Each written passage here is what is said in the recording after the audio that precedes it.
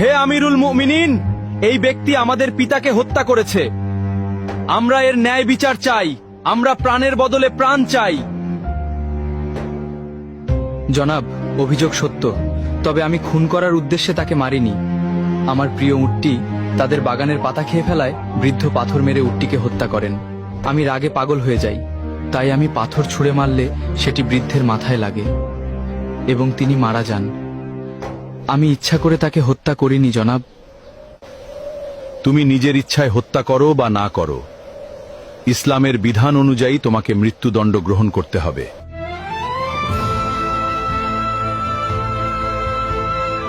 আমিরুল মুমিনিন, যেহেতু ইসলামী বিধান অনুযায়ী আমাকে শাস্তি পেতেই হবে, সেহেতু আমি এটা মেনে নিচ্ছি। তবে আমাকে 3 দিন সময় দিন। আমার কাছে একটি এতিম বাচ্চার কিছু সম্পদ রাখা আছে। আমাকে গ্রামে গিয়ে সেই এতিম বাচ্চার আমানতটি বুঝিয়ে দিয়ে আসতে দিন, না হলে হাসরের মাঠে আমাকে খেয়ানতের দায়ে অপরাধী হতে হবে।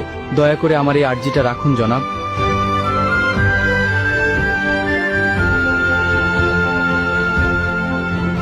ঠিক আছে, আমি তোমাকে ছেড়ে দিতে পারি, কিন্তু শর্ত হলো কাউকে তোমার জামিনদার হতে হবে। তুমি ফিরে না এলে তাকেই তোমার বদলে মৃত্যুদণ্ড দেওয়া হবে।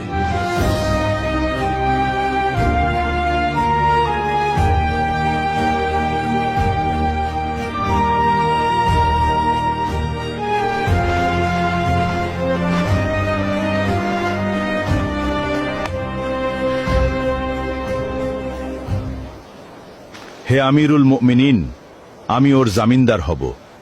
ও যদি না আসে আপনি আমাকেই শাস্তি দেবেন। ঠিক আছে, মঞ্জুর করা হলো।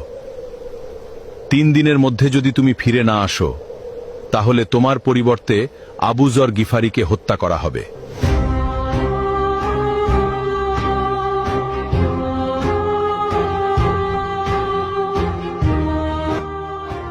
ভাবতেই অবাক লাগছে, সম্পূর্ণ অচেনা একজন মানুষের জন্য আবু যরনের মতো এমন মহান সাহাবী নিজের জীবন বিপদে ফেলে দিলেন।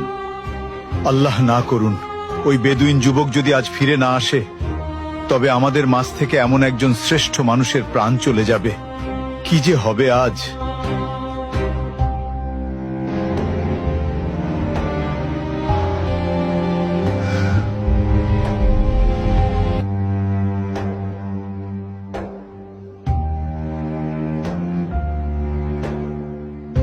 ওই লোকটা যেহেতু 3 দিনের মধ্যে আসতে পারেনি, সেহেতু আবু যর গিফারিকেই তার পরিবর্তে হত্যার আদেশ দেওয়া হলো।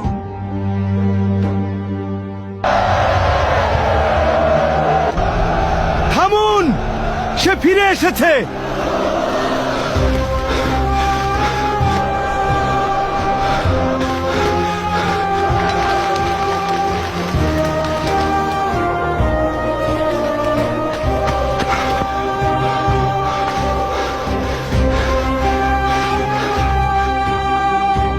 কি ব্যাপার, তোমার আসতে এত দেরি হলো কেন?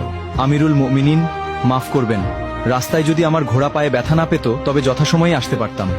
বাড়িতে গিয়ে আমি একটুও দেরি করিনি। বাড়ি পৌঁছে গচ্ছিত আমানত ও ঋণ পরিশোধ করি। তারপর বাবা, মা এবং নববধূর কাছে সব খুলে বলে চিরবিদায় নিয়ে মৃত্যুর প্রস্তুতি নিয়ে মদিনার উদ্দেশ্যে রওনা দেই।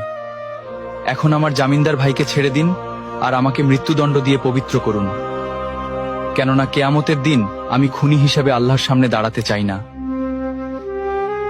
তুমি তো পালিয়ে গিয়ে নিজের প্রাণ বাঁচাতে পারতে। মৃত্যু নিশ্চিত জেনেও কেন ফিরে এলে?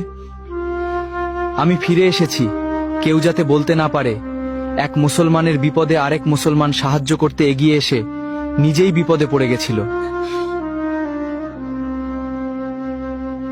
আর আপনি কেন এই অপরিচিত লোকের জন্য নিজের জীবন বাজি রাখলেন? আমিরুল মুমিনিন, কেউ যেন বলতে না পারে এক মুসলমান বিপদে পড়েছিল অথচ কেউ তাকে সাহায্য করতে এগিয়ে আসেনি।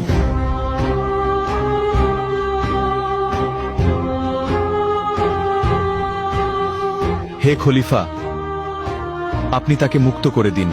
আমরা তার উপর করা অভিযোগ তুলে নিলাম। কেন?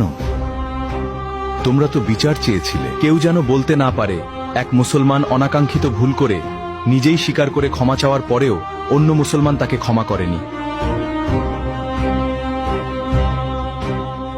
আজ তোমরা প্রমাণ করলে এই উম্মাহার বুক থেকে ওয়াদা পালন একে অপরের প্রতি বিশ্বাস এবং ক্ষমার গুণ হারিয়ে যায়নি। জেনে রাখো, যেখানে বিশ্বাস এবং ক্ষমা থাকে সেখানে আল্লাহর রহমত সবচেয়ে বেশি বর্ষিত হয়।